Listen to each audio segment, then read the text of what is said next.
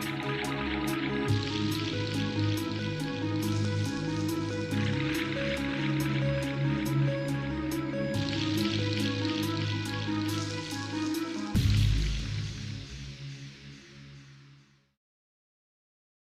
mga katsararat and welcome again sa aking channel. So today we're going to do another unboxing. So yan, fresh pa siya from Shopee Express. So we have here the Nokia 5.4. So this was pre-ordered on the second week of March, and according dun sa description nila, this will be shipped out by on or before April 5. So napaaga siya. So 2 weeks eksakto dumating yung ating package, and hindi na natin siya dapat patagalin. Mahirap na mamaya iba yung laman. Pero guys, bago na tayo mag-start na i-open tong box na to, kung hindi pa kayo nakakapag-download or nakakapag-install nung shop or cashback application, i-download, or shopback rather, I'm sorry, shopback application, i-download nyo na yan. So you're going to earn instant rebate for your online purchases. So paano ba gumana si shopback? May video po tayo dyan, so check nyo lang yon para dun sa instruction kung paano siya gamitin. Alright. So, this was originally nakalagay dun sa website. Yun nga, pre-order siya. And it was originally priced for 9,990.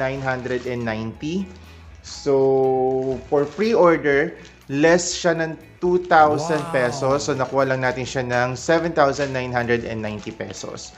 Ayan. So, nagpadala ako dun sa kanilang promotion. Actually, nakita ko yun sa, sa Facebook.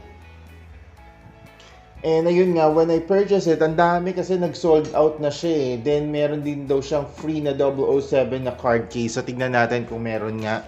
So, yeah. So, you can see yan, may pirma yung kanyang box. So, para iwas tampered na rin siguro. So, ayan. So, open na natin agad-agad.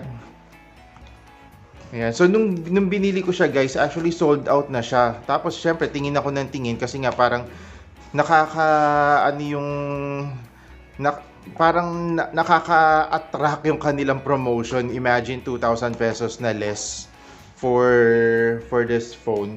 And what's nice kasi, this has a 4GB RAM daw and 128GB na ROM. So, tignan natin. So, ayan na. Alright, so this is the real thing. So, yan. So, we have here the Nokia 5.4. Ayan. So, ayan. So, nakakamiss din palang gumamit ng Nokia, no? The last Nokia na ginamit ko yung Symbian pa eh. So, this is Android na.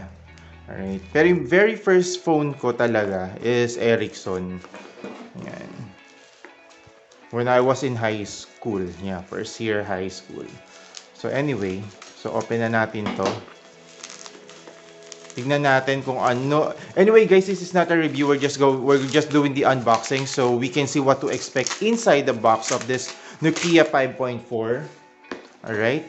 So, ayan. So, we have here yung 007 of phone card wallet.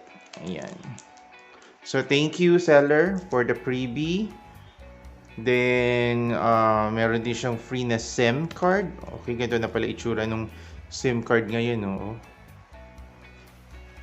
Anyway, so we have here, and very good din si seller, nag-issue siya ng receipt. So legit.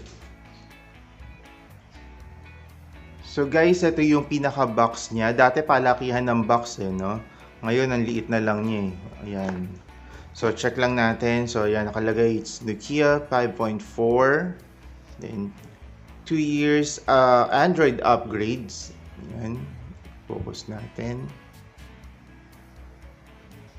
So, there you go. Then, dito sa kabilang side, hindi siya mabasa kasi Arabic yung nakasulat. Then, at the back, it says here, yun nga, Nokia, I'm sorry.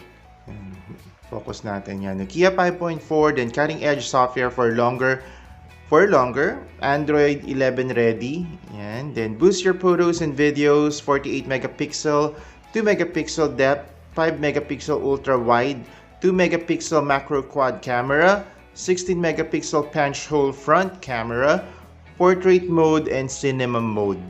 Then it also says here, more space for your content, 6.39 HD plus punch hole display, AI enhanced performance, Qualcomm Snapdragon 662 mobile platform. Then it says here it has a 2-day battery life, 4000 mAh battery, USB Type-C charging. So yan, meron na siyang Qualcomm Snapdragon and meron na siyang OK Google. So meron siyang Google Home. Then what we expect inside is ayun, may screen protector inside. Then by additional accessories, ayan. So hindi siya kasama. At the bottom part it says yan. So Polar Night, and it says made in China. Then sa kabilang side, Nokia 5.4. Then sa top portion, check natin ang liliit.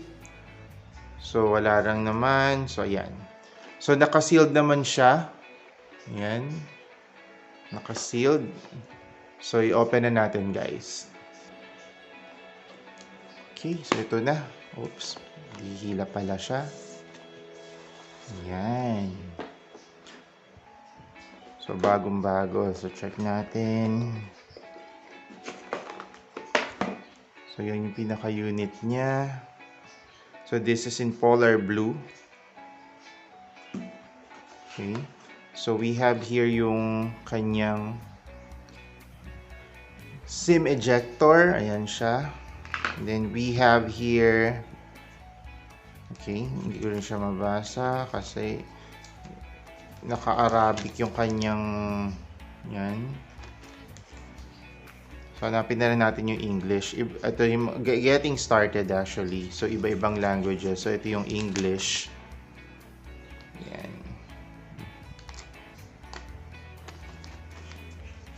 Okay, so we have here product and safety info. So iba-ibang languages din. Then we have here yung free na clear case. Ayan, clear case.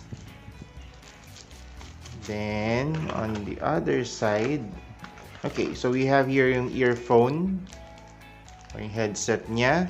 Then the USB Type-C charger and yung pinaka-cord. Ayan, so check lang natin guys sa mabilisan yung mga parts niya. Saan na ba yun? Alright, so yan guys. So tinanggal na natin siya sa plastic. So yan, kulay blue siya. So Polar Blue. Then try natin siyang i-on. And tignan natin kung nandun pa rin yung usual sound ni Nokia. I don't know. Ayun nga. So, tignan natin kung gano'n pa rin. So, it says here Android 1. So, this is my first Android phone from Nokia. Ayan. Kasi nag-shift na rin sila sa... Oh. Okay. So, yun yung signature sound ni Nokia, diba? So, kung naaalala nyo pa, guys. So, ayan. So, dito yung flash niya. Then, yung cameras sa likod. Ayan. Then, the volume up and down, power. Then, yung kanyang 3.5mm for the headset. Ayan. So, nandito yung sa SIM card, SIM ejector.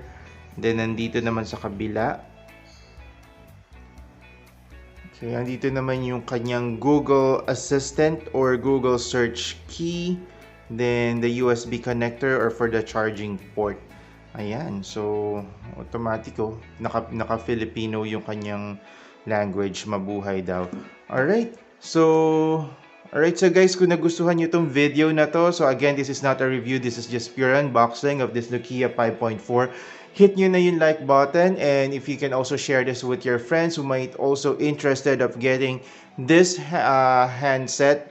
Ayan, and i-click nyo na rin yung notification bell so you will be notified every time we have a new upload. And guys, kung hindi pa po kayo nakakapag-subscribe, sana makapag-subscribe na kayo sa ating channel. And if you have comments and suggestion, lagay nyo lang yan sa comment section below. If you have question about this phone, I'll be happy to answer that. Lagay nyo rin din yan sa comment section below. Alright, so again, thank you for joining me for this another unboxing. Have a great day, guys. Enjoy your day. Bye.